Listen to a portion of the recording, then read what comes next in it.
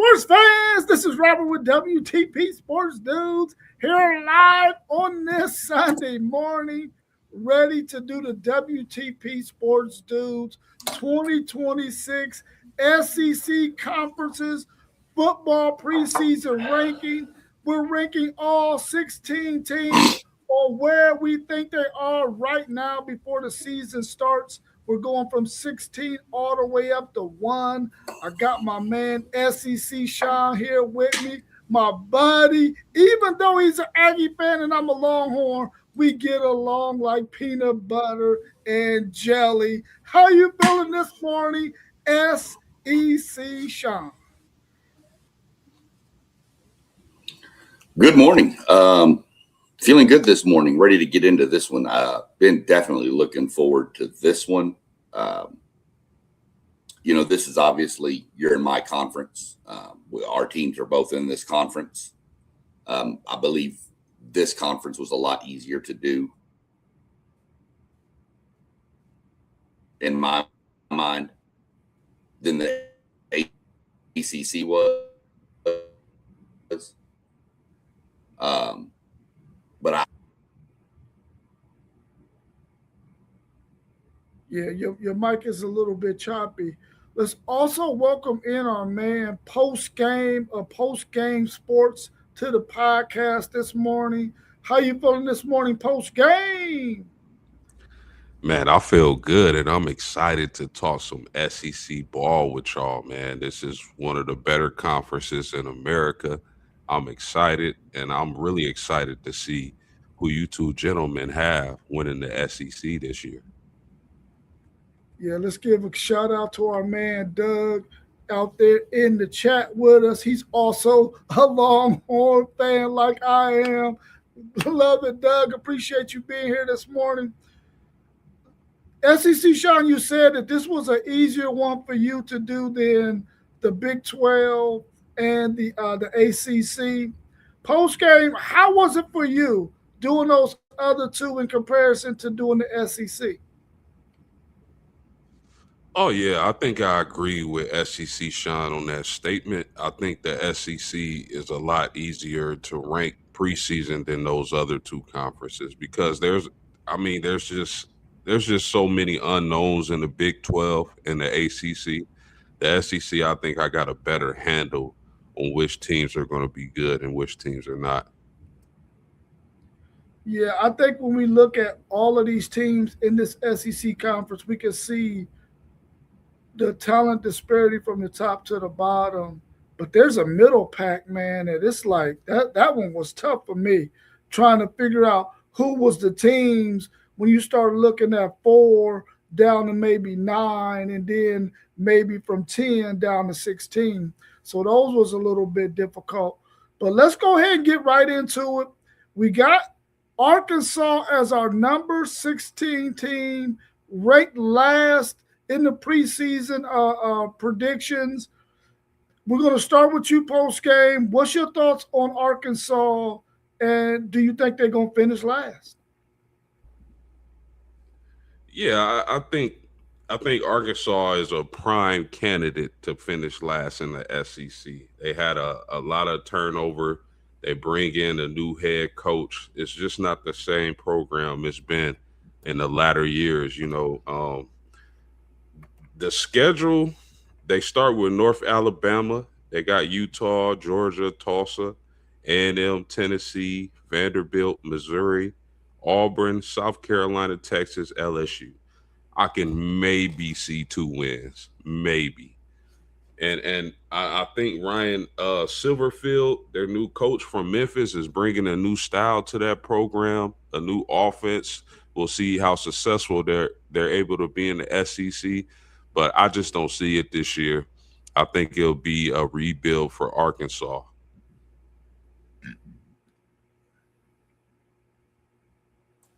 How about you, SEC? yeah, here's the deal. Post game, you're exactly right. They are the worst team in the SEC this year. You talked about a lot of turnover post game. How about the number 43 for the amount of incoming transfers? 16 on offense, 27 on defense. Now, let's be realistic. They probably needed 27 transfers on that defense. That defense last year, man, that just wasn't real good. They could not stop anybody. The offense was electric, but the defense was just bad. They've got some players coming in that they did get. They've got Chris Marshall, former Texas A&M wide receiver, out there. Had a rough stretch with some stuff and went to Boise State, I believe, and then transferred into Arkansas. Really hope that kid gets his stuff together. I think he's an electric talent. They've got a tight end out of A&M from a couple years ago, who I expect to be one of the better tight ends in the SEC. The problem's going to be quarterback. You're breaking in a new quarterback. You do have a backup that was over with Memphis with Silverfield, so he's a little bit more in tune with the offense, but it looks like KJ Jackson is going to be the starting quarterback going into the fall. We'll see how that all plays out, but people were, when Silverfield was hired, there was a lot of stuff blowing up on a bunch of different shows that I tune into, and people were not happy. People thought they settled. I think Silverfield is the right man for that job. He understands that region, being from Memphis, recruiting there.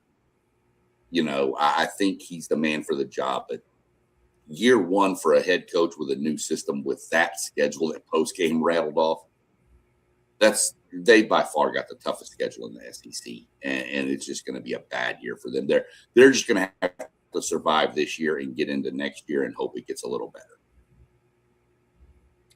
Yeah, I kind of feel sorry for Arkansas because you would think that, all of these years they've always been in the shadow of Oklahoma. They've always been in the shadow of Texas A&M. They've always been in the shadow of Texas. Now they got all three of those teams in their conference with them again. And Arkansas is one of those places where you would think that they could be better than the bottom of the pack. They got KJ Jackson, who will be competing against the Memphis transfer quarterback A.J. Hill. If I'm Jackson, I feel like, hey, man, I think I did enough last year that you wouldn't have to bring in a guy to compete with me, but I guess that's the best thing to do.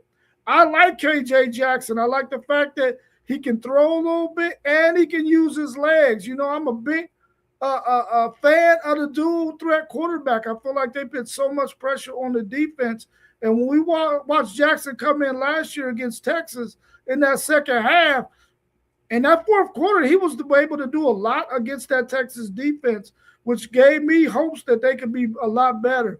But when you lose that many guys and you got to bring that many guys in the transfer portal, it's just going to take a minute for them to gel. So hopefully they'll give this coach enough time to build it the way he built Memphis, and hopefully in the coming years, Arkansas won't be at the bottom of the barrel. But this year, I don't see them winning any games in the SEC, and they probably only win those two games like post-game said. And it will probably be non-conference games. At 15, we got Vanderbilt. Now, the last two seasons under Diego Pavia at the quarterback, this team have been really, really good. What's your thoughts on Vanderbilt in 2026? We're going to start with you, SEC, Sean.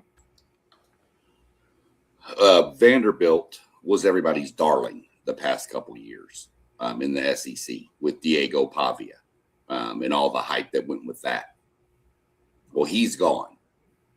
He's a big loss. However, they did, shockingly to I think everybody, at least in this room, go out and get Jared Curtis, who was the best quarterback they've ever had, 5-star, all this. But he's a freshman. He's probably going to start. Diego Pavia had a safety blanket named I can't even remember his first name, Stowers. Yeah. I wanted to say Kendall, but that was his sister, who was the volleyball player at A&M. So it wasn't him. But he was his safety blanket, and that kid was electric at tight end. You've got to replace both of those, which are too hard. I do really like their running back, Shedrick Alexander. I really like that kid. I think he's going to have a great season to take pressure off of Curtis and let him grow. Vanderbilt is the prime team we've spoke about before, where you don't want to play them later in the season because you're going to get the better version of Vanderbilt later in the season. The first few weeks, it's going to be a struggle, I think. We'll see how good of this will put Clark Lee's coaching to the test right here. How good of a coach are you? If you can get that team with all the turnover and everything you lost to 7 wins, Clark Lee's probably going to be getting calls from other schools to move on up. Yeah, I'm with y'all on Vanderbilt. Clark Lee, I got a lot of faith in. He's a former Notre Dame guy. I think he's done a really good job at the University of Vanderbilt, man. You would think it would be harder to get great recruits in. They have a high academic standard, but they get the number 1 pocket quarterback in the country. And I think he's going to start off slow. You mentioned Stowers, SEC Sean, but this Cole Spence guy at 6'7", in the middle of the field, I think he's going to be his safety blanket this season. And I think as the season progresses, I can see Vanderbilt being a better team. But to start off, I think they're going to be at the bottom of the barrel. Yeah, I'm not really high on Vanderbilt this year. I think they still got some rebuilding to do after you losing Pavia and some of the other talent that they had from last year.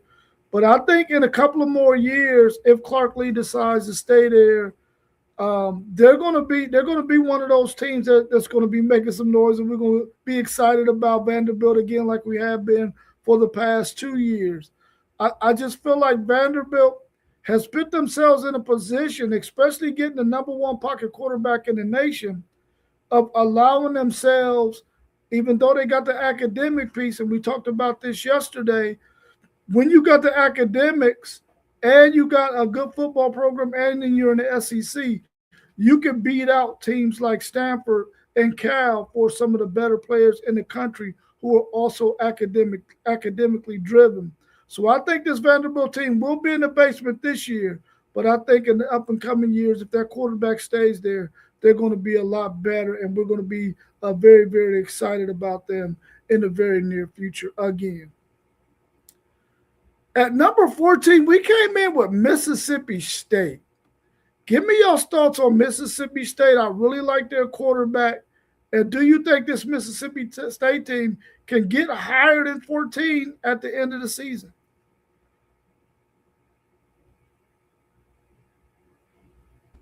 Yeah, I mean, you said Kamario Davis.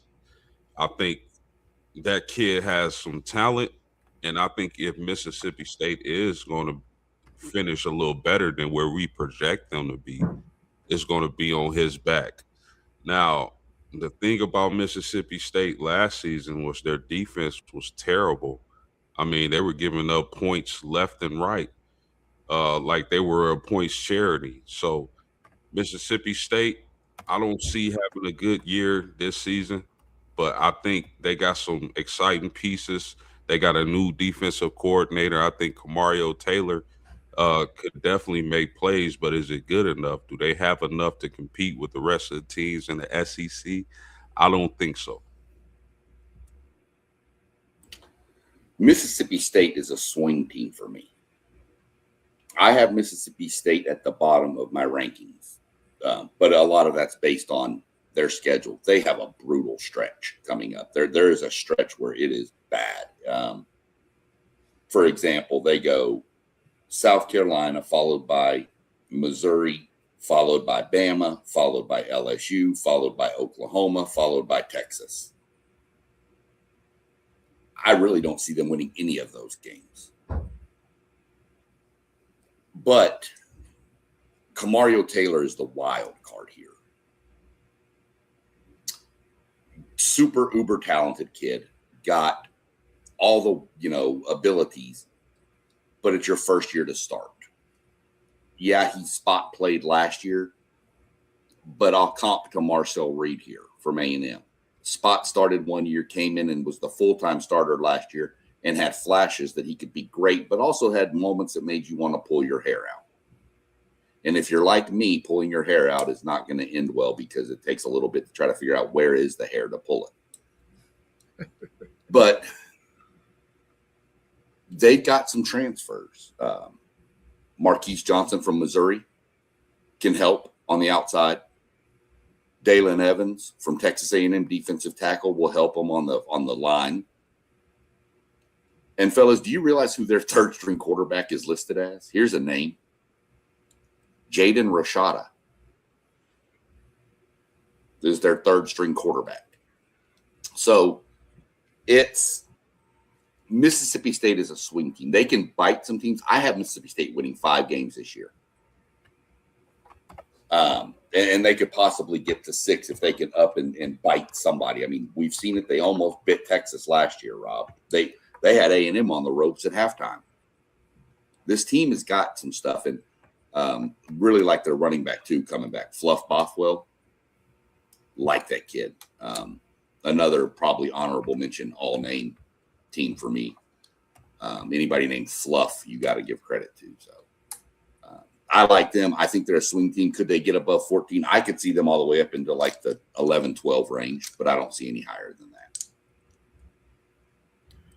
Yeah, this Mississippi State team, I really like their coach. I like their quarterback. He's got to get a little bit more experience under his belt. I love their running back. When he stays healthy and that run game is going, they are really, really tough. And you already know that when you got to travel to their stadium and play them at home, they're going to give you everything they got. They're going to be out there with them bells, and their fan base is phenomenal when it comes to supporting that team. I feel like that rough stretch that they're going to have is going to be what does them in, because, and I'm glad that Texas get them last out of those teams that you named, because they usually give Texas one heck of a fight, but maybe by that time they'll be beat up. But I thought that same thing against Florida too, and Florida pitted on Texas. I feel like Mississippi State is just going to be one of those teams that will always be at the bottom of the barrel in the SEC. Just simply because they're just not able to compete as far as recruiting wise with the rest of those teams in that conference. This is a conference full of name brand teams, which makes it tough for teams like Vanderbilt, Arkansas, and Mississippi State, the ones that we got at the bottom so far. What's your thoughts on number 13, Kentucky? They came in at 13 on our list. I really like this Kentucky team. I just feel like they don't have enough pieces to get ahead of those other teams. That's why they're at 13. Give me your thoughts on Kentucky. We're going to start with you, SEC Shaw. Yeah, Kentucky is I called Mississippi State the wild card. Kentucky is going to be one of the unknowns in this conference this year. I think Kentucky, we all know, Kentucky always has a really good defense. They've held some people down. Again, I'm not picking on you, Rob. I'll get to that later. But they gave Texas all they wanted, if not some, and then some. If it wasn't for the dumb decision to punt to nibble it last year, Kentucky probably beats Texas. Mm-hmm. Playing up there in Kroger Field you wouldn't think about it when you think of Kentucky, but that's a tough place to go play. They always get ready for that team up there. I'm real curious with the new coach. I know he's got, obviously plenty of ideas on how to fix Kentucky. Let's put it that way. Kentucky's just that team that I just don't know. I'm not real happy to play them. I am really glad we get them week 3. I'm really glad we get Kentucky early. And it's going to sound like a broken record with some of these teams. You do not want to see this team late, because I think they're going to have figured out who they are and what they are and how to go about it. Kentucky is 13th, but I could see Kentucky breaking the top 10 by the end of the year. Breaking into the top 10. I could see Kentucky having a really, really, really good season this year. Kentucky is one of those teams that they can have a good season, or it can come off the rails real fast and they could be behind Arkansas. We just don't know what we're going to get. But I really like what they've done up there. So we'll see how they move forward. What you got on Kentucky post game? Interesting team. I love the hire of Will Stein. They brought in like over 30 transfer portal additions. Kenny Minchie.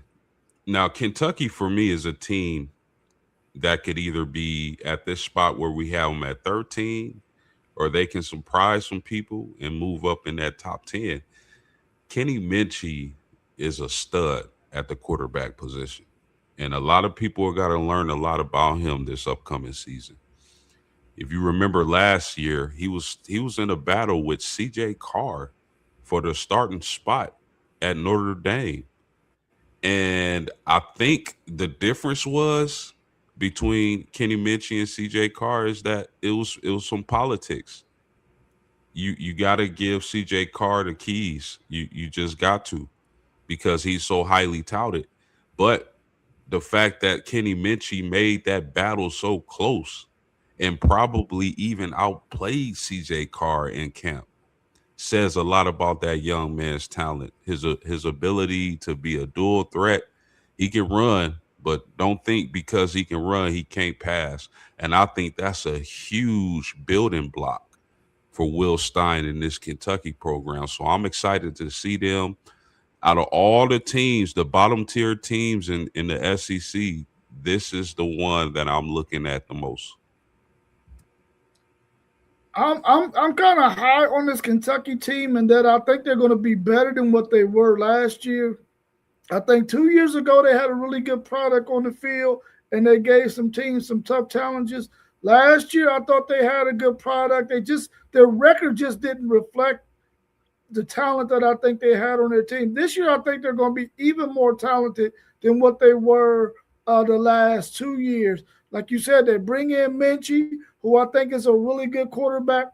They're going to get They got C.J. Baxter, transfer running back out of Texas, who was the number one or two running back coming out of high school in the country a few years ago, coming back off of an ACL injury. This will give him 2 years removed from that surgery. I think he'll be a lot better. I think this Kentucky team really has a chance to move in the top 10, like you both have said, because I think if they can put it together and they can win their home games, which that is a tough place to play. That stadium doesn't have a bad seat in the house, and Kentucky faithful are going to be in that stadium, which doesn't leave a lot of room for the visitors. I think this Kentucky team can be really, really good. It's a team that I'm going to watch really, really closely because I feel like they could make some noise and be in the top 10 in this conference by year's end. At number 12, we came in with South Carolina. And we know South Carolina has a lot of talent on this team. Their coach is definitely on the hot seat. We're going to start with you post game. Give us your thoughts on South Carolina. Yeah, you absolutely correct, Rob. I think Frank Beamer has to get the job done this season. Now, what that looks like, maybe top six in the SEC. Maybe they surprise some people. They go on a nice little run. Their schedule is anytime you in the SEC, your schedule is going to be daunting. I think, they play Alabama. They at home for Kentucky, at Florida, home for Tennessee, at Oklahoma, home for A&M, home for Georgia, and they end the season at Clemson. Now, the thing about this team, they got to get Lenoris Sellers going. They got to protect him as well. And they went to the portal and tried to, piece up that offensive line to get it up to standard.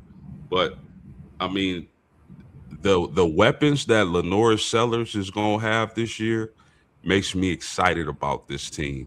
When you talk about a Nitro Tuggle, a really explosive wide receiver that started his career in Georgia, transferred to Purdue and is now at South Carolina, tailor made for Lenore Sellers. And then we don't even need to talk about Big Nick Harbor. That dude is an athletic freak. And I'm also excited to see him as well. So, and then you talk about some defensive pieces South Carolina has. I think they're set up for a little success this season. I would not be surprised if they exceeded expectations. This ball club has a lot of talent.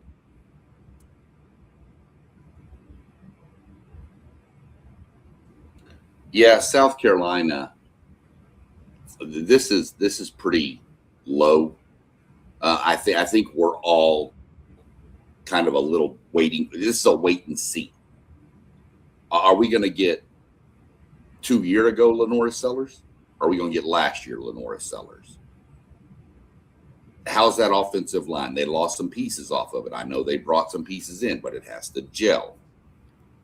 We have, I know they had a defensive lineman come in who was supposed to be really, really good, but then was playing 3-on-3 basketball and blew his knee out. And so they don't even think he's going to play this year, which hurts that defensive front. They do have Dylan Stewart, who's not a bad person to have out there. It was our number 2 edge rusher in the country.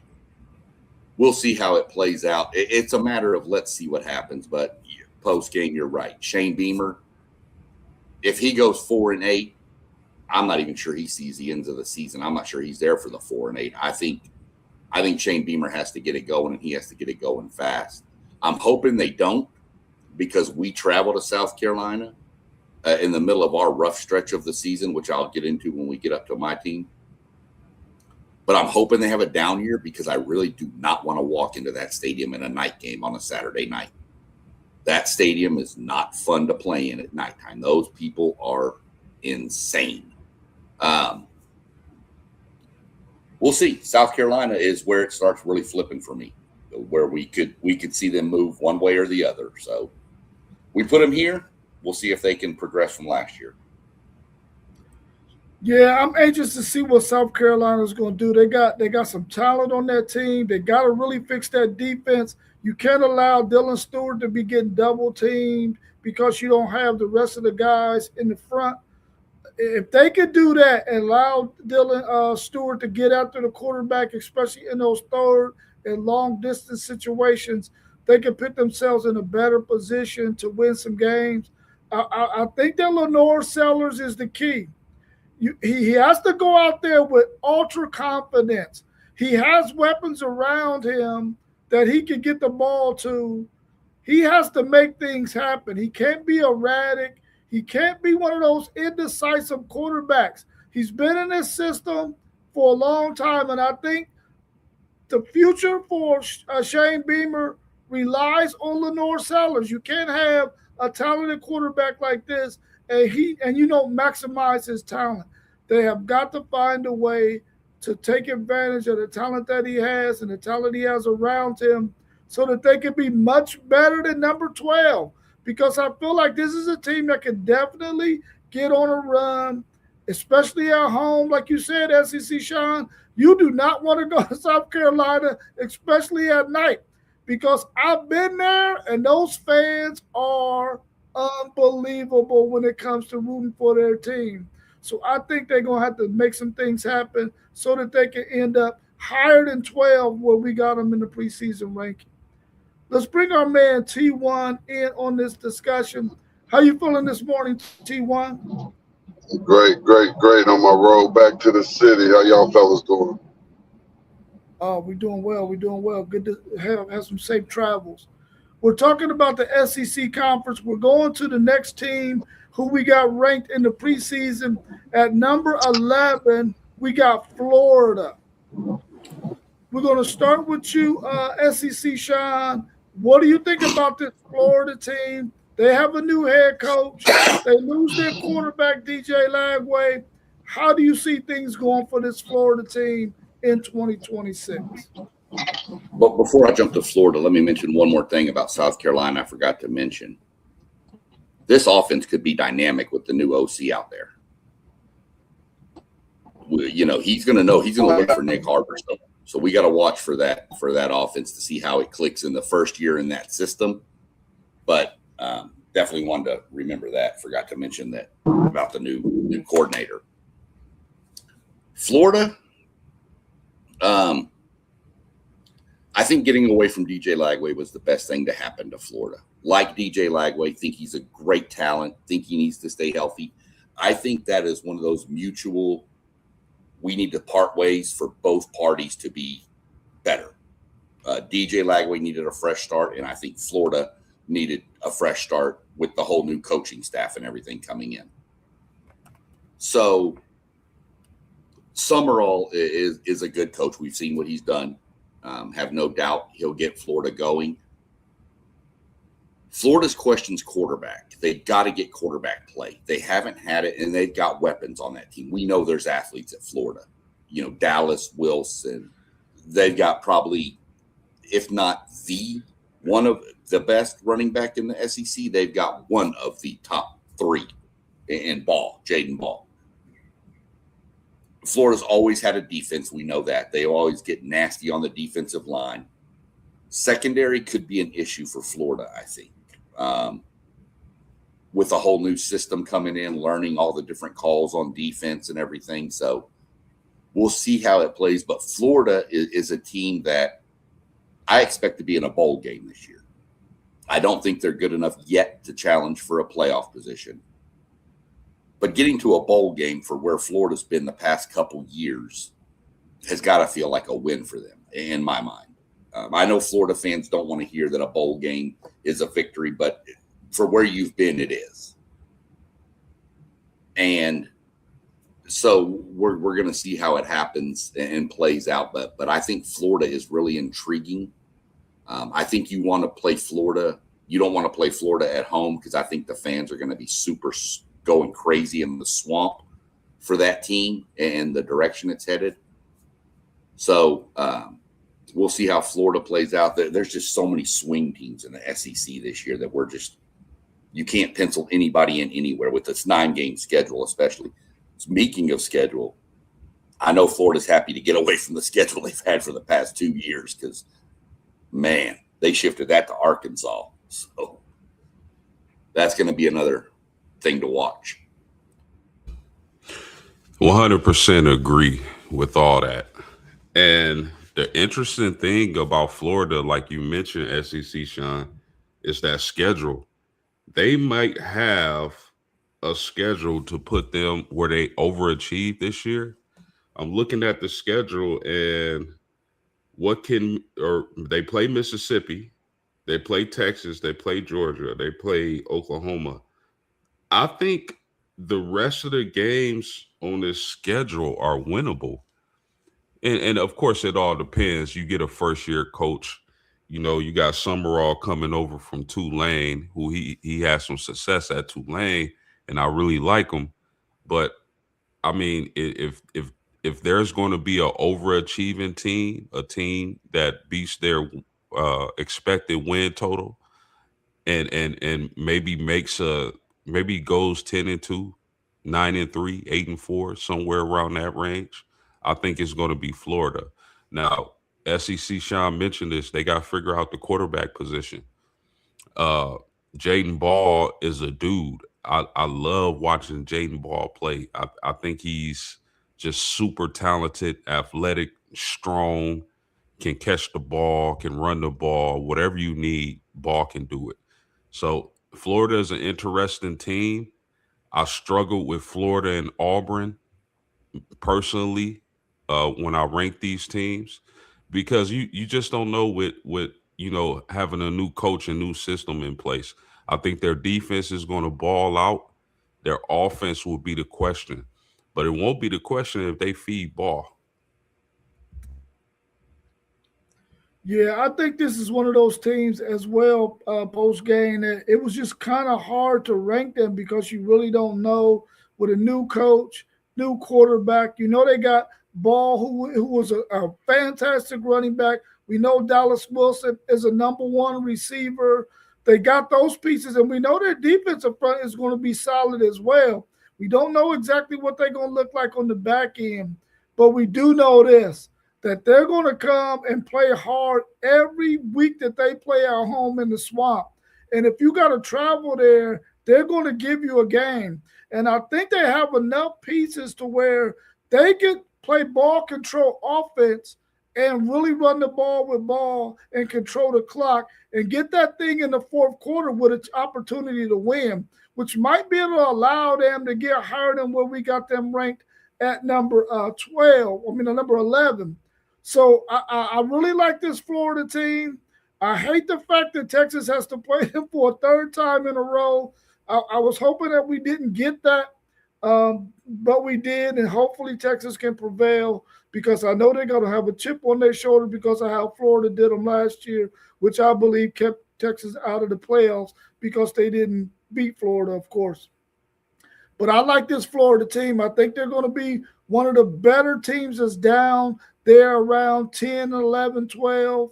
I think they're going to be a really tough team to beat at home. So I'm anxious to see what Florida does this season. I'll be watching that team really, really closely.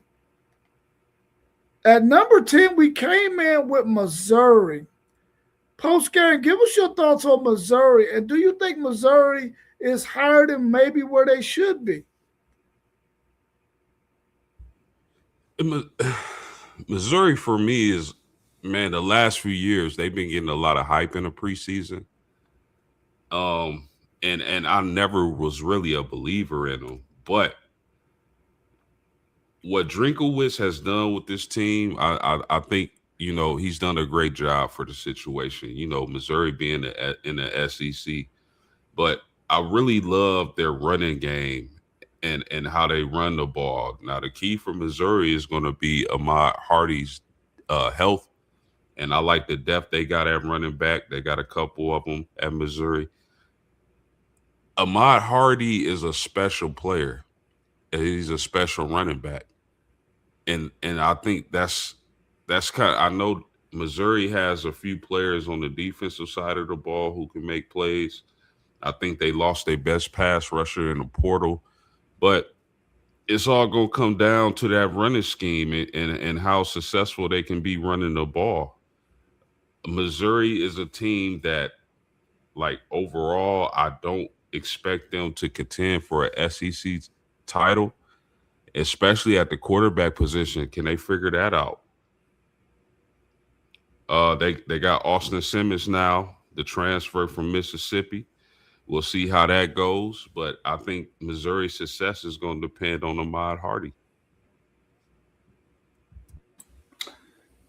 Yeah, you're right on, Post. But just some intel I'm hearing, not take it for what it's worth. I've seen it on other different shows and different things I've read. But it's going to take Ahmad Hardy a little while to get back into form.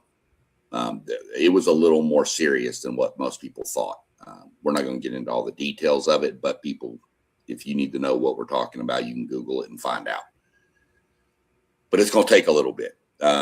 Luckily, they have Jamal Roberts, who's not a slouch either. He's a good running back. Their biggest advantage is their schedule. They have, while you're trying to get Ahmad Hardy back into full game shape, is what I'm mentioning with that. You got Arkansas Pine Bluff. Shout out Arkansas Pine Bluff. Our buddy Doug Jones' daughter plays softball there. Then they get Kansas, which, I mean, come on, it's Kansas. Then they have Troy. Then they get Mississippi State. Those are their first 4 games. So you've got time to work Ahmad Hardy back in before you get into the meat of your SEC schedule. So Jamal Roberts has to carry it. Austin Simmons, I'm not high on Austin Simmons. No disrespect to Trinidad Chambliss, coming out of a Division II Ferris State and wins the job over this highly regarded Austin Simmons. Austin Simmons has been injured too. So I'm not sold on him. I think Missouri would have been better off going with their sophomore Zollers, Matt Zollers, who played last year when Prabula went down. But that's just my, again, I'm not Eli Drinkowitz. So, take that for what it's worth. But Missouri's running game has to be their calling card. And what are you going to get from that defense? That defense looked good in flashes last year, and then they looked like they were lost. So we'll see what happens. You mentioned playing whoever y'all were playing. I forget who it was. Who we just talked about. Florida 3 years in a row, right, Rob?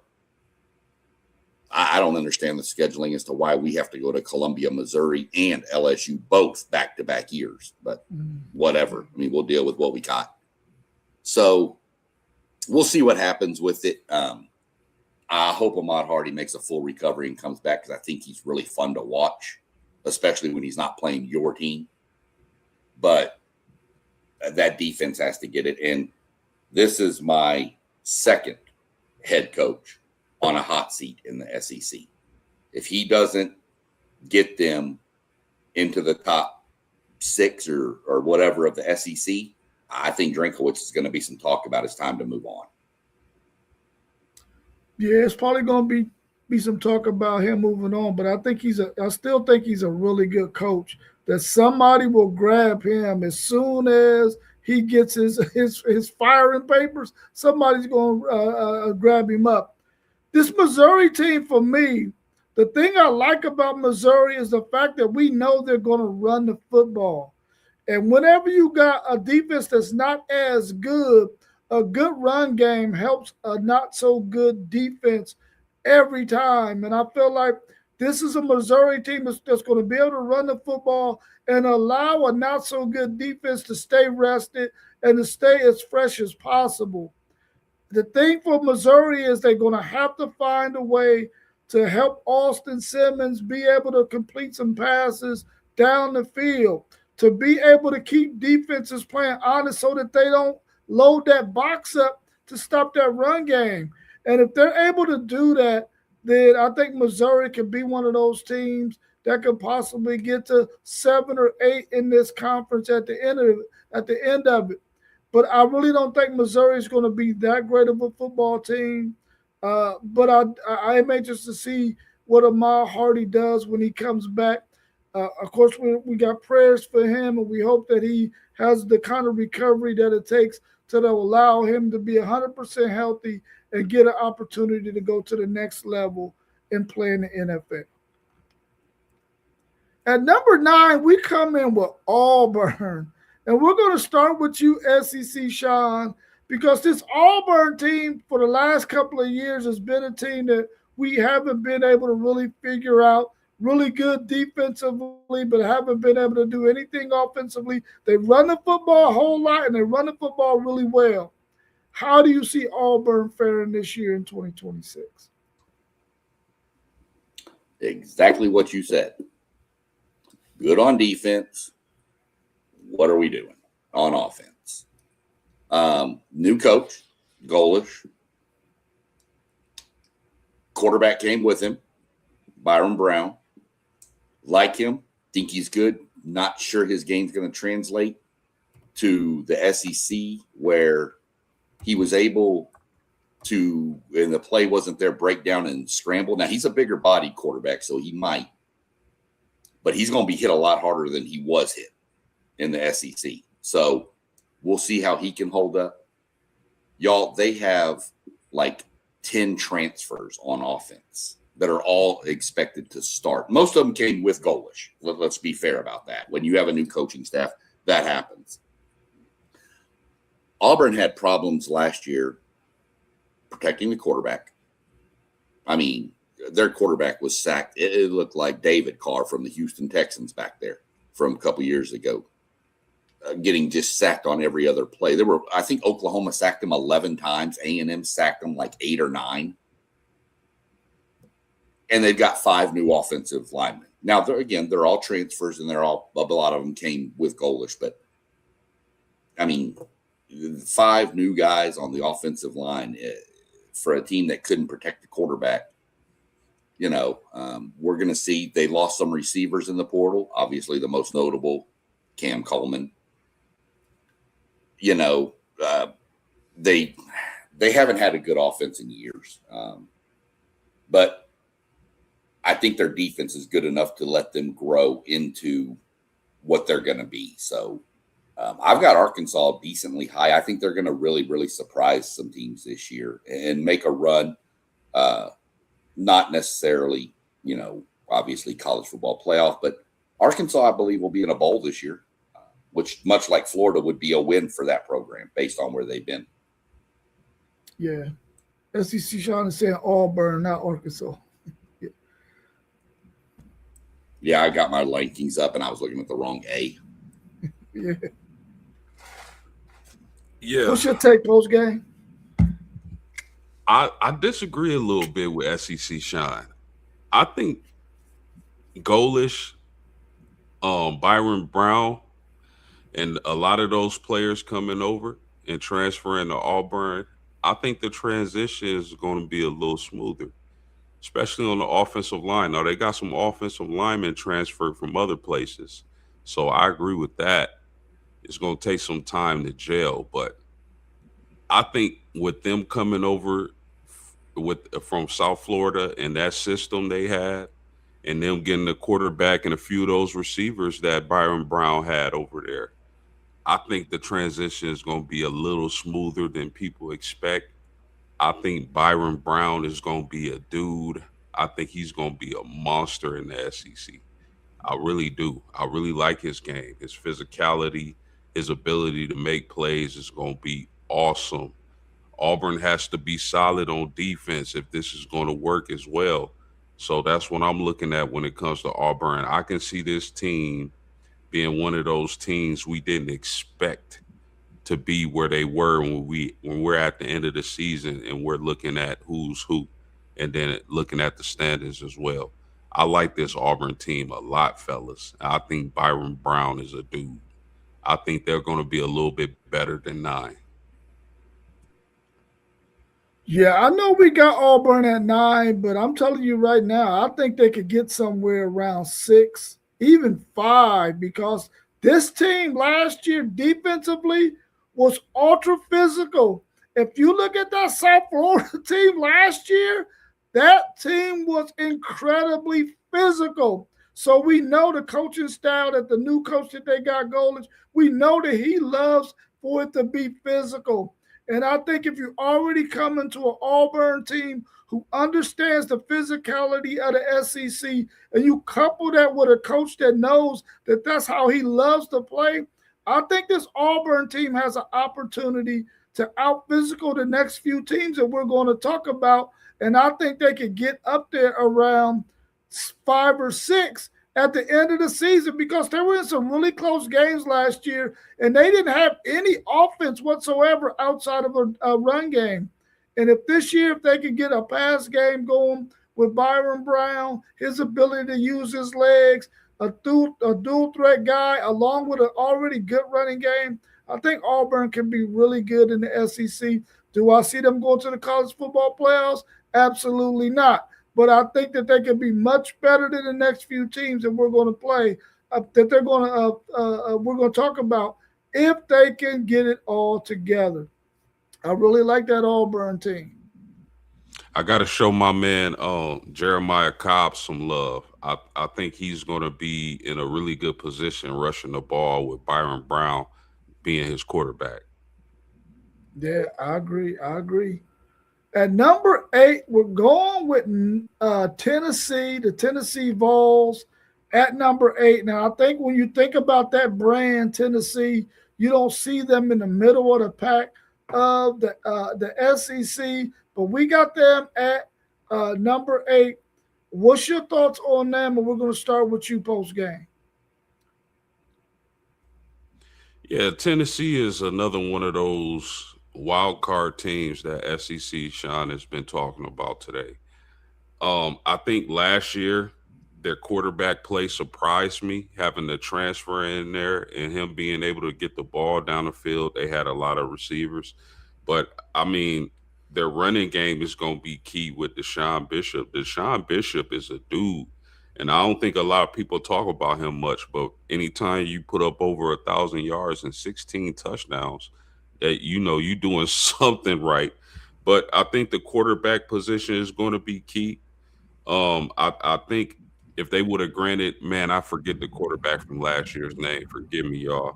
But if they would have granted him another year, I think Tennessee would have been higher on this list. For me personally, at least. But they going with George McIntyre. At least that's what it's looking like right now. Last year, they probably would have been a better team if their DBs were healthy. They had a lot of injuries as far as the defensive backs go. So we'll see how they do. I don't think they're going to get close to winning the SEC title or being a playoff team, but I think this is going to be a team that can surprise some people and beat some teams that they're not favored to beat if they can figure out that quarterback position.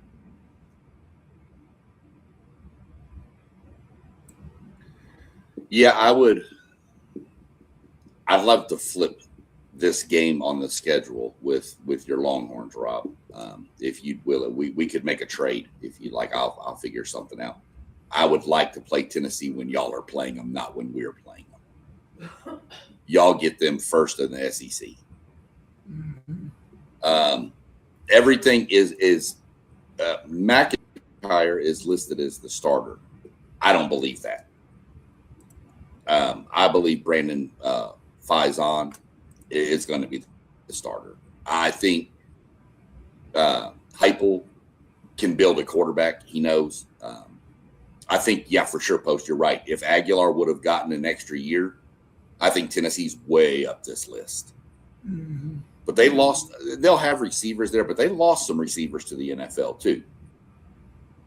So freshman quarterback should have a pretty good offensive line, had a pretty good one last year. Bishop, I mean, lean on him while you're getting the quarterback going. Pretty much the same thing Florida. I said about Florida. You got to lean on the running game till you get your quarterback rolling. Defense is going to be where it's at. They're going to be okay on defense. I think it's going to take another year under the new regime that's coming in. I believe it's Jim Knowles took over the DC position there. My understanding is it takes about 2 years to get his system down. So we'll see how that plays out. But Tennessee is very, very intriguing. It's going to depend on what do they get from the quarterback. We know what Bishop can bring. We like their tight end and Ethan Davis. I really like him a lot. So we'll see how he plays out. But to me, it's going to be what do you get from the quarterback position, and can that defense hold up? Because I know they lost some back end of that defense to the NFL too, and one of their guys they were looking to start this year transferred to A&M. So we're going to see how the back end holds up. Yeah, hopefully Jim Knowles can get this defense playing better than what they played last year. And I know it takes a couple of years to get his system down.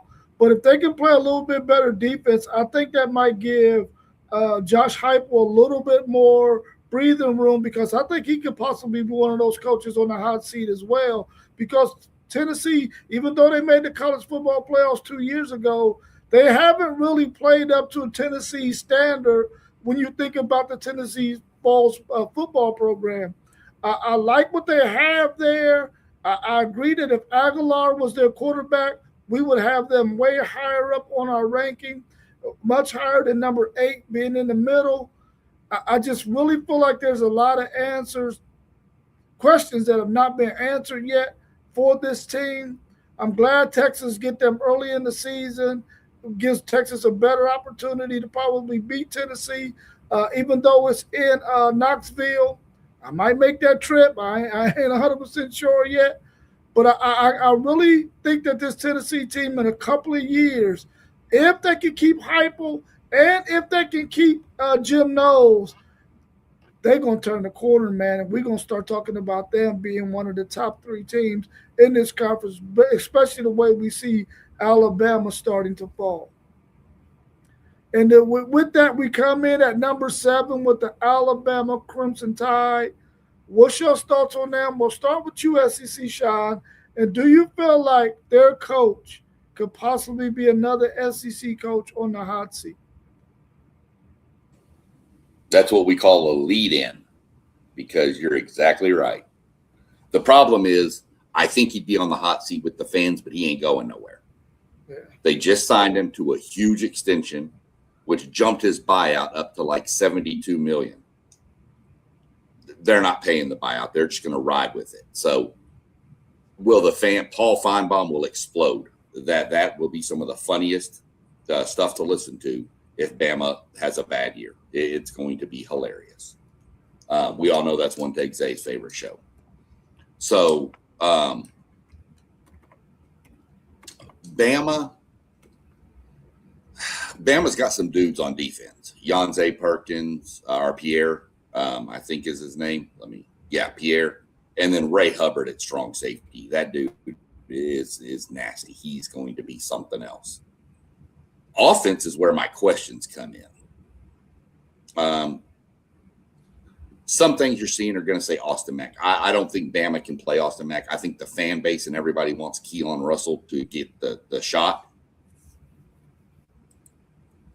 This kid was super talented, high recruit, super athletic. I think that's what the fans want to see. Austin Mack's been there. So is Russell, of course, last year. But I just think it's Russell. You got to go with Russell when you're kind of not knowing. So what are you going to get from Russell or Mack, whoever starts? And let's be real. Ryan Coleman Williams needs to bounce back into form from what he was. He had a down year last year. There was some drops he had that made you scratch your head, where he was making insane catches as a freshman, passes that were hitting him right in his hands. He was just dropping last year. So he's got to bounce back.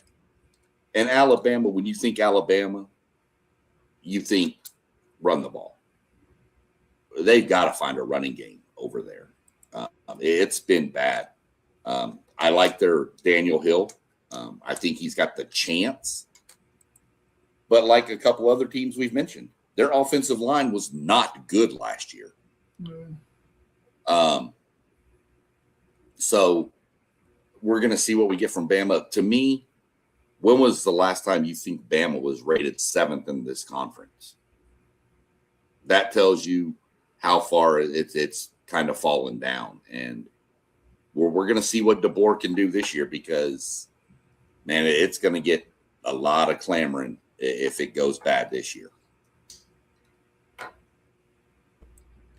Yeah, man. I mean, off the barrel, the hire of Kalen DeBoer was a little funny style to me, because him coming from Washington to Alabama, it just didn't feel right to me. But he just, as SEC Sean just mentioned, he did get a huge extension. They did make the playoffs last year, whether you agree with them making it or not. So the problem is going to be who's going to start at quarterback. And whoever they do start, if I'm not mistaken, doesn't have a lot of starting experience. The key for Alabama is going to be getting back to running the ball. And I don't even know if they do that, because I'm not sure if DeBoer is that type of coach. Ryan Coleman Williams has to rebound, has to get back to himself. He's one of the most talented receivers in the country. He has to be a dude this year for Alabama to be successful. That defense has to get a little better. I know they lost a lot of players on that defensive line to the transfer portal. So we'll see if anybody steps up there. But I agree with SEC. The fans are going to turn on DeBoer before the administration does, unless he just goes out there and wins 2 or 3 games. Yeah, for me, Alabama just has not been the Alabama of old that has been super ultra physical, man. And I think that's a stigma that's on Kellen DeBoer. His teams at Washington were not physical. His team at Alabama has not been physical, and they've gotten away from that physicality that we know. In order to survive in the SEC, you have to be able to be physical. You got to be able to run the football. You got to be able to stop the run. And those are 2 components that this team has not really been able to do. And I think if Alabama is going to get back to the Alabama of old, they got to increase their physicality. I hope that Keelan Russell wins that starting position, because you want a dual threat guy there. And I've already said it a million times, the dual threat quarterback that can actually make some throws is dangerous. Ryan Coleman Williams, like you both have said, he has got to step up. But they got to understand who Ryan Coleman Williams is. He is not a guy that you can put in the slot and have him taking that kind of abuse. You got to put this guy on the outside and hunt one-on-one matchups so that he can get in the open field and make his moves and do things like that. You can't expect that guy to, to go in the trenches and catch passes across the middle against linebackers and strong safeties, man. He's going to get his block knocked off. I think Kellen DeBoer has got to get this thing turned around because the Alabama fans already want his head. Eventually, the administration going to want his head. Even though he made the college football playoffs last year, they were not a good team last year. And for me, I felt like they should not have made it only because they weren't playing good football at that time of the season. They were not looking good. But Alabama has an opportunity this year to fix some things, and I hope that they do. At number 6, we got Mississippi. We're going to start with you post-game. Give us your thoughts on Mississippi, and can they duplicate what they did last season? I don't know, Rob. I know they got great players. I know, Trinidad Chambliss just, man, he wows me. He wowed me all last year, bro. I love Trinidad Chambliss. The thing for me, now they go to Golden, who's more of a defensive minded coach, and he had some success last year when he replaced Kiffin for that playoff run. But now this is his team, 100%. They lose Lane Kiffin to LSU. They lose Charlie Weiss Jr. to LSU. I know those guys are super talented at Mississippi, but I just, you got to account for losing offensive minds like that, bro. At least 1 year after 1 year. Maybe in 2 or 3 years, everything is what it needs to be. But I just think there's going to be some kind of effect with losing brilliant offensive minds like that. I do like Mississippi, though. I do think they'll be a major player in the SEC. 6-5-4 in the rankings, I'm fine with. We'll see how good Trinidad Chambliss really is, bro, because like I said, they don't have Kiffin. They don't have Charlie Weiss Jr. I definitely think they'll be able to run the ball. Defense should be good, but they did lose a couple players off that defense that made that run in the playoffs last year. So this is probably the most interesting team in the SEC because you with all those factors I just mentioned, you want to see it play out. But I think they're going to be good. I think they're going to be one of the better teams in the SEC. Now, if you telling me they had Kiffin and White still, I would have them one. That's how much I think of those offensive minds.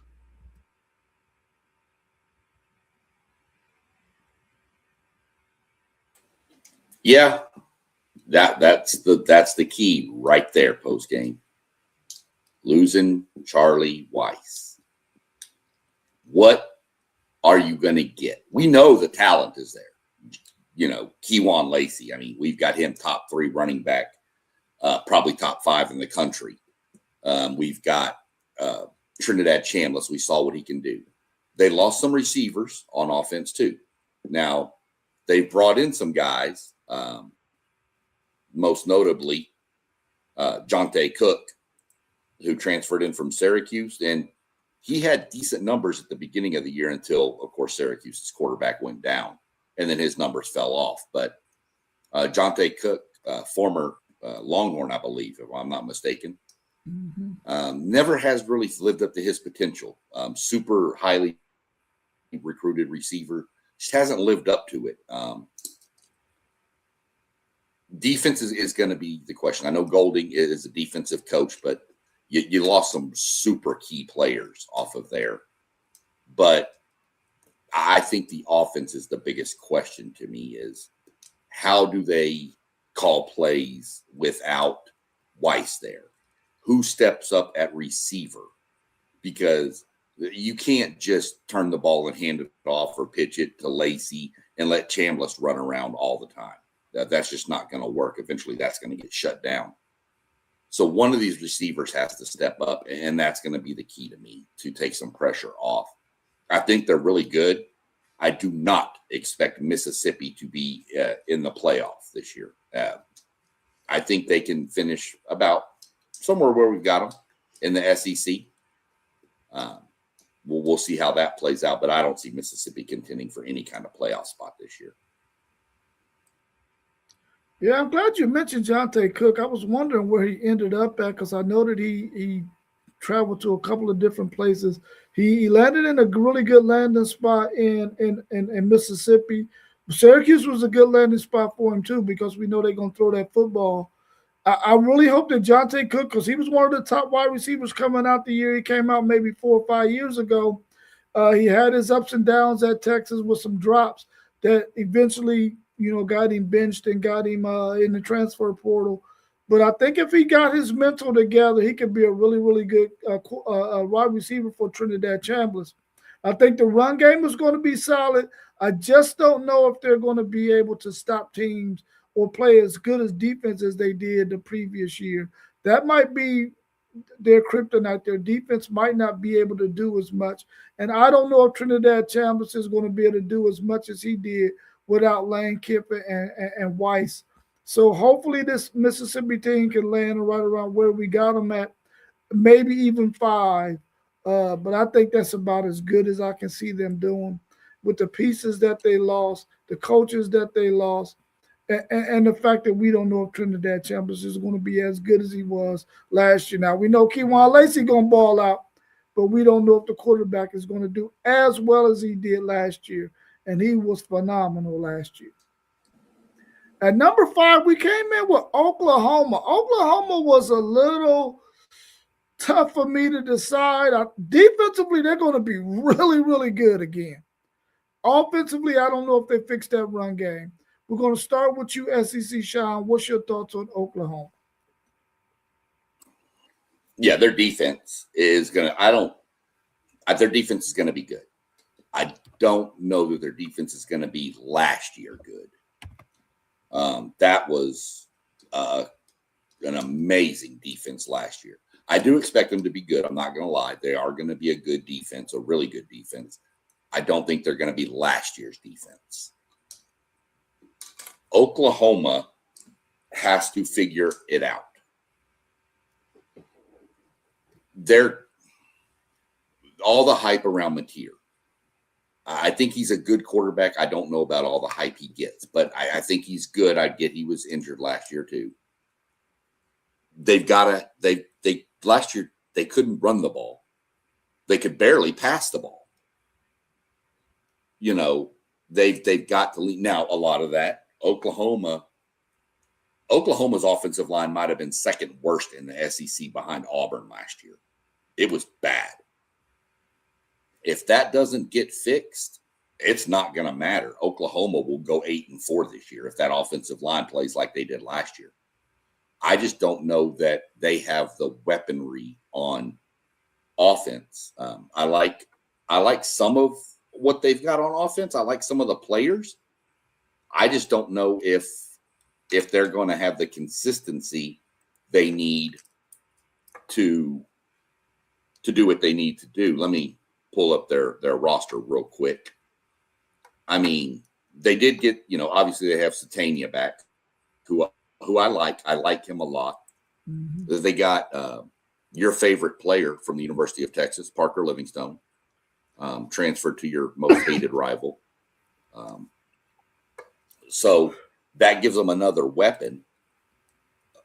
But, I mean, Xavier Robinson running back, Tory Blaylock. Tory Blaylock. I mean, who's going to step up? I just don't know. Oklahoma's offense is going to have to do something, or that defense is going to get exposed eventually because they're going to be on the field so much. So we'll see what happens with them. But I think defense will be good. Offense is the huge question mark. Question for both. You can both answer this real quick when you're done with your analysis. If Oklahoma goes 8-4, 7-5, is Venables given another year, or does the seat get too hot for him? Good question. I mean, Brent Venables, man, it's he has to do something this year in my mind. The SEC Shine broke it down perfect. I think Oklahoma is going to be really good on defense. I'm not sure if it'll be last year's defense, but they got some dudes in on that defense with the Bowen brothers. I think really highly of them. The key on offense is going to be running the ball. Can they run the ball, take some pressure off John Mateer? Because I think they're going to rely on Mateer and his ability to run the ball way too much, and he'll get injured again, and then your season goes where. I love Parker Livingstone. Can you imagine if he would have stayed at Texas with the receivers they got? Oh my goodness. Satania, they get Trell Harrison, another transfer. So they got some pieces. They just got to put it all together on offense. But they're not going anywhere if they're not going to be able to run the ball again this year. So they got to be able to run the ball. They can't run Mateer into the ground. He's not going to make it through the season in that SEC. So Brent Venables, they're going to be a solid to great defense or anywhere in between. They got to be able to run the ball and take some pressure off John Mateer if they're going to be successful this year. But I don't think Oklahoma is going to make the playoffs.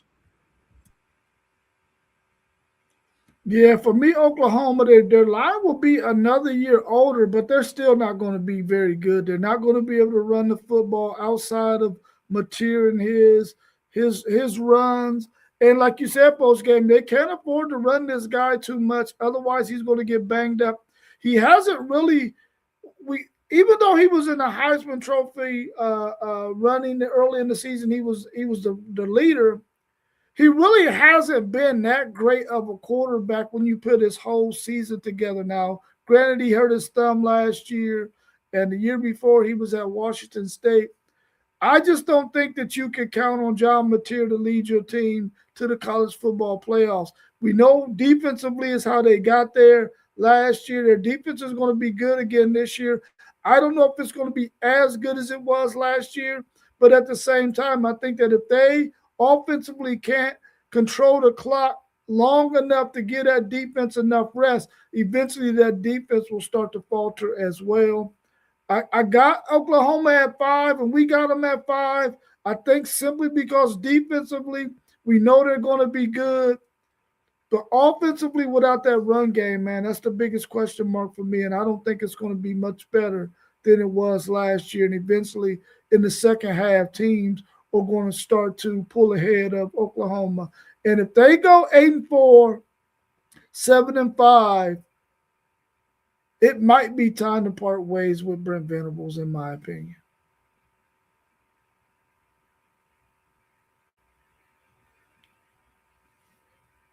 At number 4, we come in with LSU, a team that got a new head coach who we think is a really, really brilliant quarterback coach and a really brilliant offensive mind. We got LSU at 4. They haven't fared so well in the past couple of years. What do y'all think about LSU at number 4? And we're going to start with you post game. Yeah, excitement. If I'm a LSU fan, I'm excited. I'm excited to be done with the Brian Kelly era. I'm excited to bring in, as we just talked about, Lane Kiffin and Charlie Weiss Jr. Man, this could be a really explosive offense, man. It could be potentially the best offense in the SEC. Potentially. There are some really good offenses, no doubt about it. But, man, when you think about some of the players they got, Sam Levitt, we talked about Trey Green the other day, Winston Watkins, Jackson Harris, Jace Brown. This offense could be must-see TV. But on the other hand, it could take a little time to gel for LSU. I mean, their defense should be good too. You talk about Whit Weeks, one of the best linebackers in the country. So the only thing I think about when I think about LSU, is not if, it's when.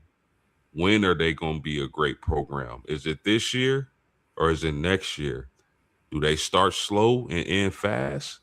I don't know. But I love the building blocks Lane Kiffin has in Baton Rouge. I love the players. I love his coaching staff. I think LSU is going to be a contender for that SEC championship game this year. And I think, unless it all depends on how fast they gel. Offensive line, quarterback, receivers. Is Sam Levitt healthy? I haven't even heard any updates on Sam Levitt. Is he going to be ready for fall camp or whatever the case may be? But LSU could be a really scary team, man. And if they gel, let me be clear, if they gel, they could be competing for the SEC championship. Or this may be the case where it may take we're excited about the names and the players that they were able to get on campus, but does it take a year to gel and kind of figure everything out and put everything in place? That's yet to be seen. But I love the talent LSU has, and I love their coaching staff as far as the offense goes. LSU. Man, Trey'Dez Green is that dude. Let's just go ahead and start it right there. Lane Kiffin's going to do everything in his power to get that dude the ball. Think a couple years back with Florida and Pitts. Just throw it up, let him go get it.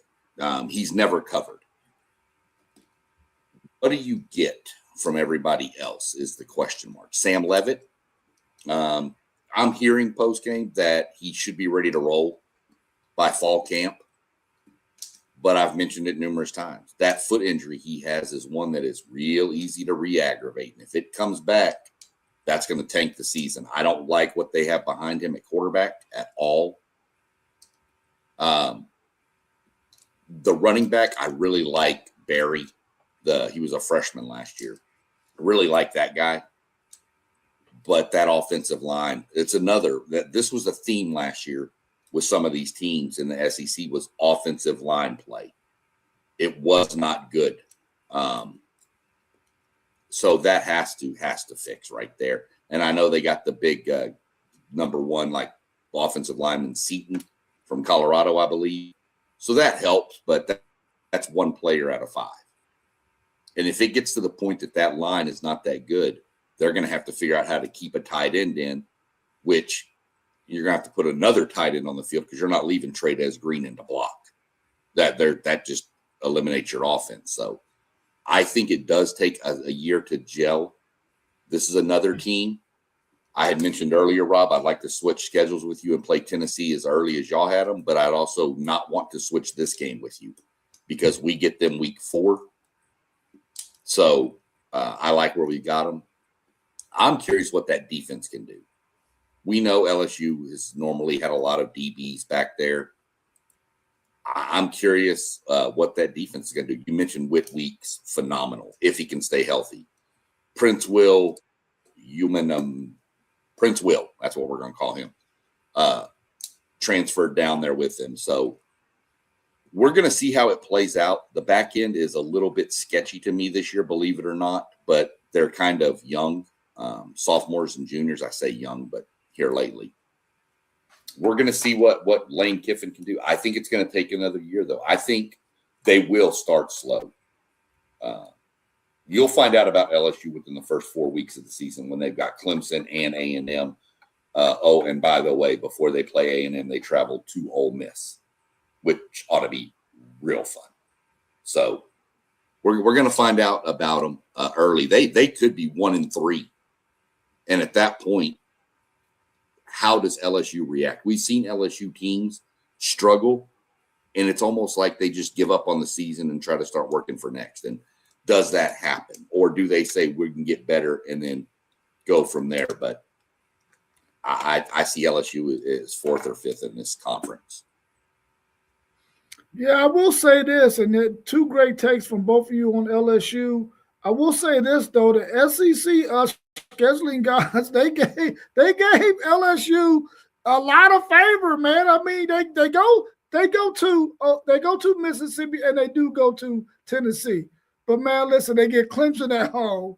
They get Alabama at home. They get Texas at home. And they get Texas A&M at home. Come on, man. The scheduling gods did them a real favor. But like you said, SEC, Sean, if they start this thing ugly, you know how they've been the last couple of years. They packed that thing up, man, and they are not ready to play no football. I don't think Lane Kiffin is going to let that happen. But the thing for me is Sam Levitt. Is Sam Levitt going to be able to produce the way a Lane Kiffin quarterback needs to produce? If he can, this LSU team can be dangerous. If not, they're going to have troubles. And I can see them falling from 4 down to maybe 7 or 8. But we'll have to see how this season goes. At number 3, we got the Texas A&M Aggies, SEC Sean's dudes. We're going to start with you post-game. Then we'll come to me and we'll let SEC Sean take the last bit of that. Let's start with you. What's your thoughts on Texas A&M? Yeah, man, I like this team. Last year, I liked this team. I was impressed with Texas A&M last year. Regardless of the thumbnail, I love their coach. I think he's the right man for the job. I think he's got Texas A&M pointing in the right direction. The key for Texas A&M to me is going to be Marcel Reed and his progression as a quarterback, not just a playmaker, a guy who can use his legs, but a guy who can, be accurate and get the ball downfield and not commit turnovers. If he can do that with their wide receiver core, I think Texas A&M could really be in play to win, not only play for, but win the SEC championship this year. I really do. I think, when you talk about their style of play, they're going to be solid on defense. They're going to make plays on defense.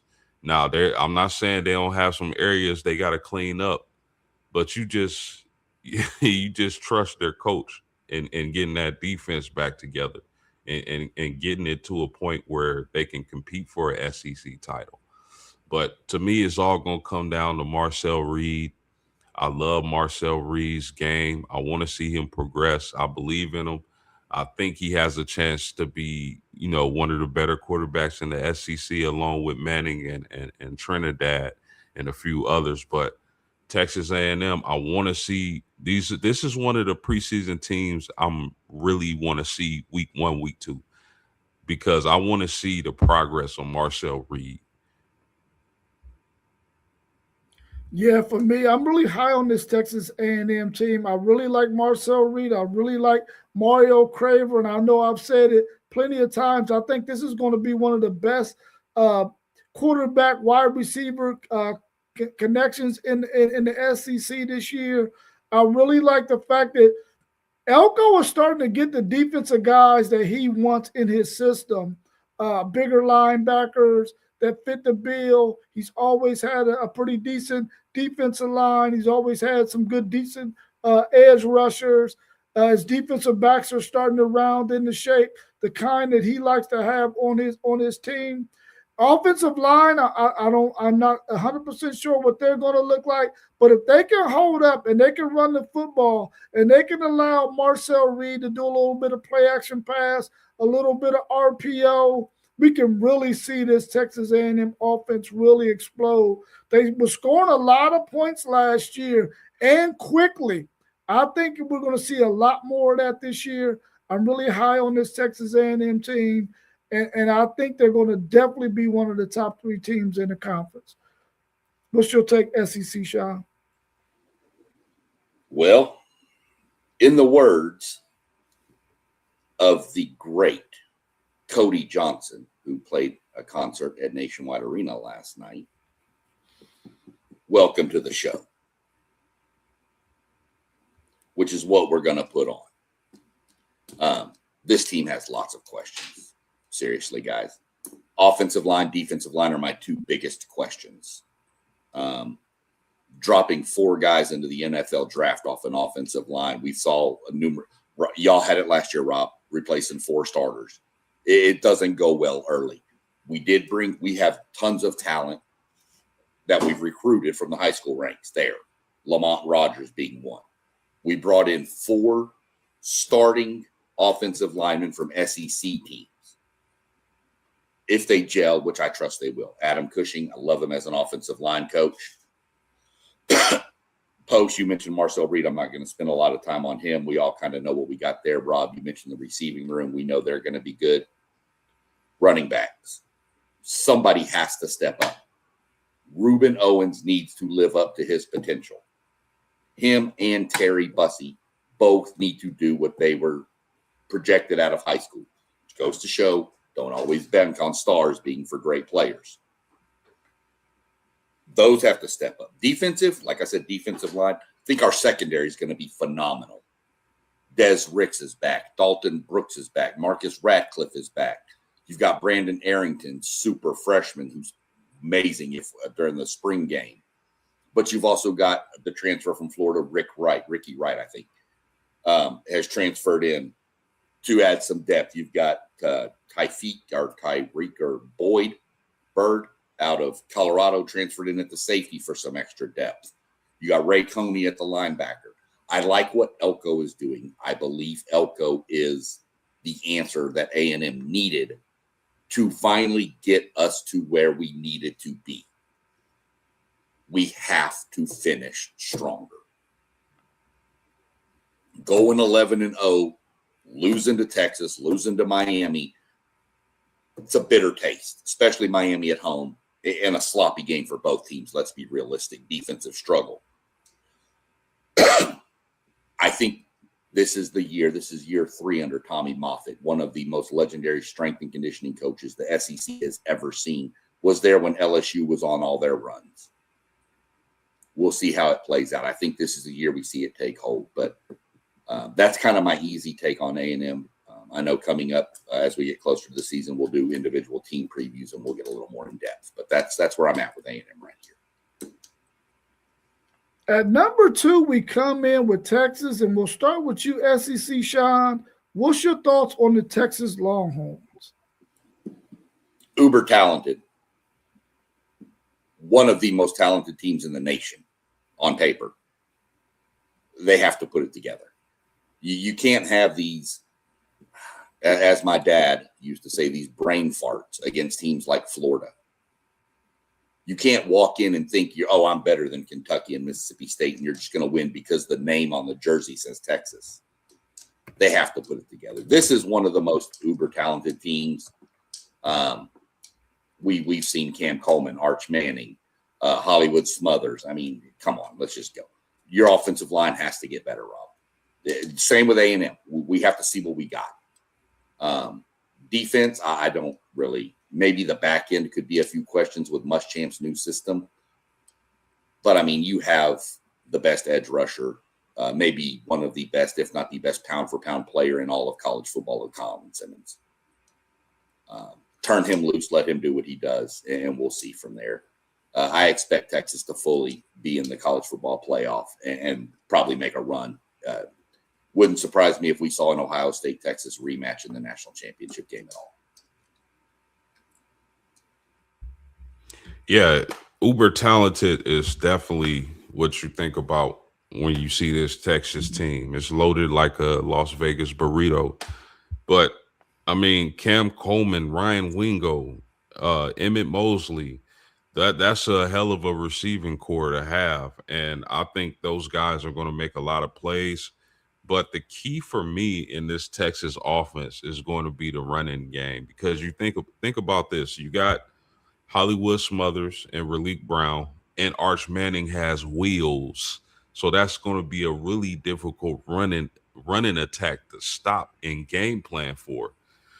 And then if you get too greedy and come up to the line of scrimmage, Cam Coleman can pop you. Ryan Wingo can pop you.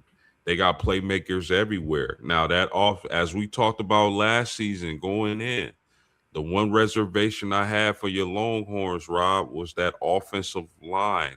I agree with SEC Sean. They gotta be better. They gotta be improved, and it's looking like they are going to be. But we're going to have to see it play out on the field. The defense is going to be spectacular. I think if there's any holes, it might be the secondary, but up front, man, y'all front seven is going to be amazing.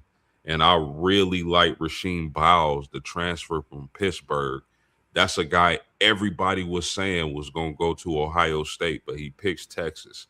And then Colin Simmons, that I fully expect Colin Simmons to have the type of season to where he's a top 3 NFL draft pick. Texas Longhorns, I would not be surprised if they won the conference regular season and the SEC championship game. Yeah, for me, Texas has probably got the best roster that they've had in the past 15 years. And right now, Steve Sarkisian has depth on top of depth on top of depth that he's going to have to be able to take Texas to the next level. This cannot be like many people say about Texas. Yeah, they got all these pieces and they got all this hype, but then they don't end the prize. They don't win the prize at the end. They have got to dethrone Georgia this year and be the SEC champs, whether it be regular season or no. It gotta be the SEC championship game. They got to dethrone Georgia. I think they have the team that can do that. I feel like offensively, he has every piece that he needs to have a really, really good offensive season. I think defensively, if Will Muschamp and the defensive back coach, the safety coach can mesh that front end with the back end, Texas can be really good defensively. I think the defensive secondary is the biggest question mark for me too.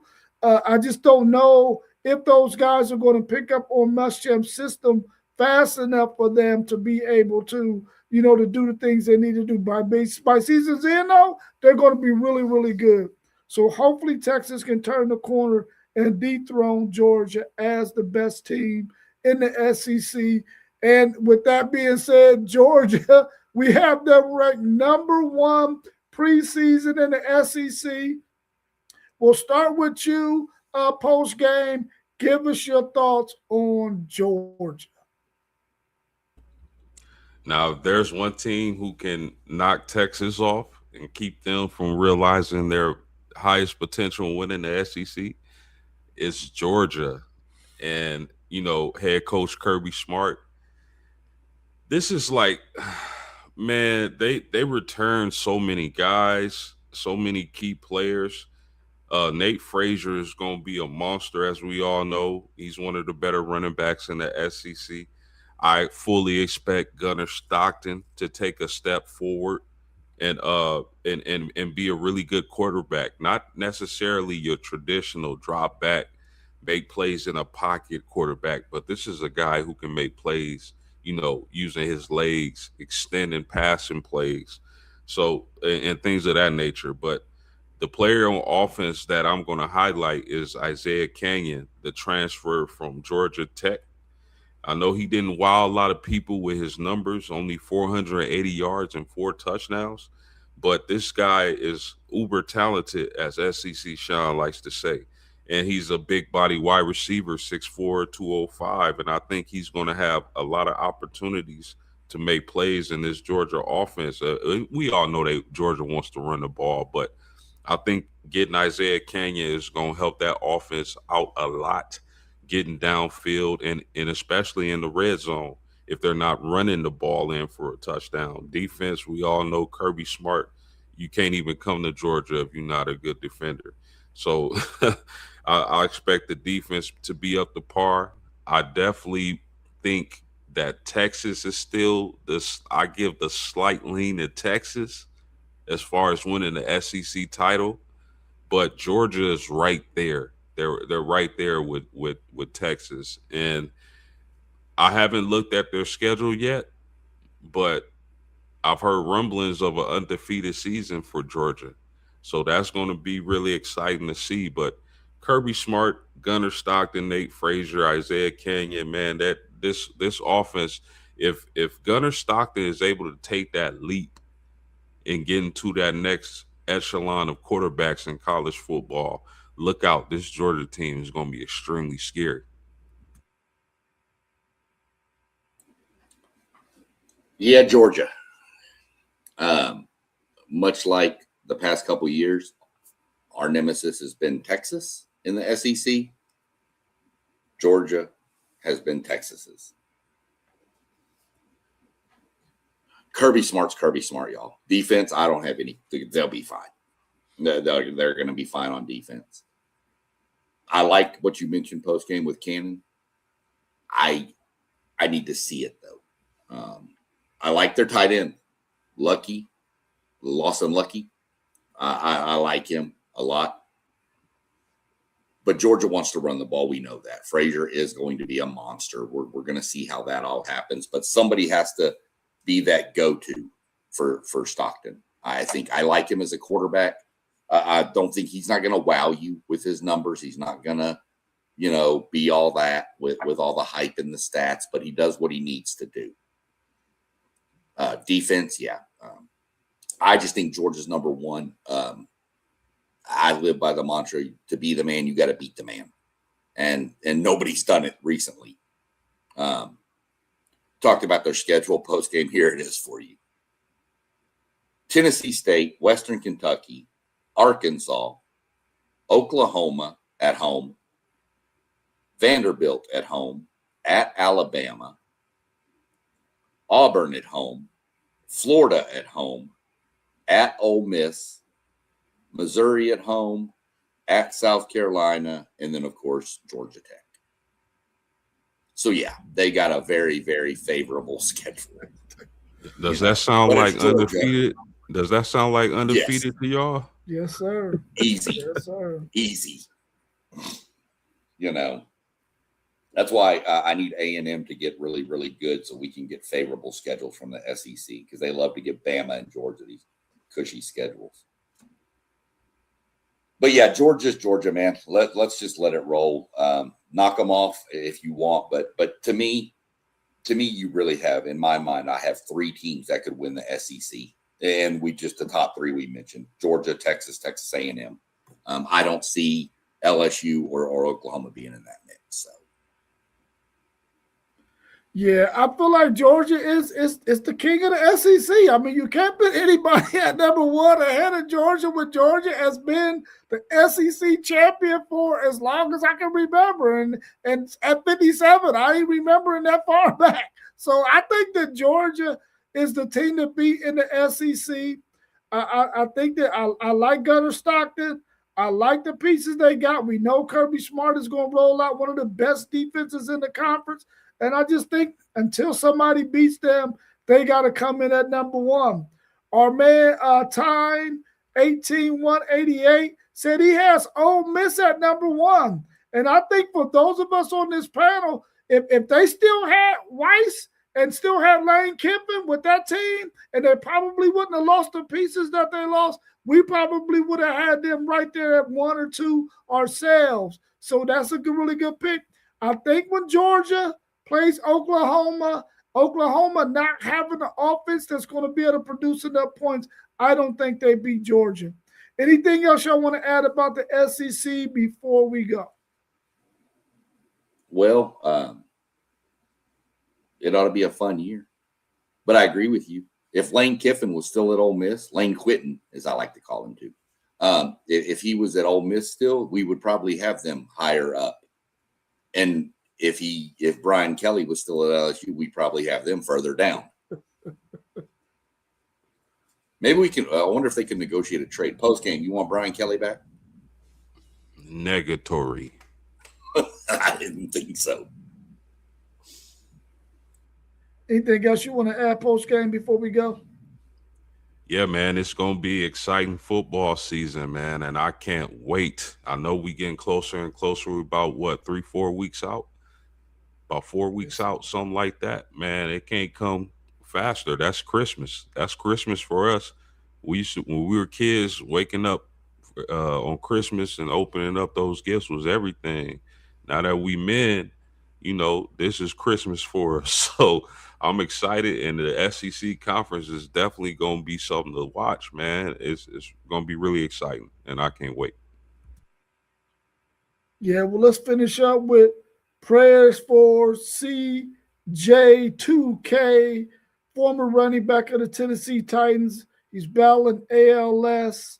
Let's keep him and his family in our prayers. We thank everybody for tuning in. Make sure you subscribe, hit the like button. Tune in again on Tuesday. We'll be right back at 7:45, and SEC Sean will be hosting that, and we'll be talking about the top 10 defensive linemen in the country, the interior guys, the big hogs. So make sure you tune in. Go check us out on Spotify and on Patreon, and also go check out our website, WTP Sports News. And with that being said, we are out. Peace. Peace.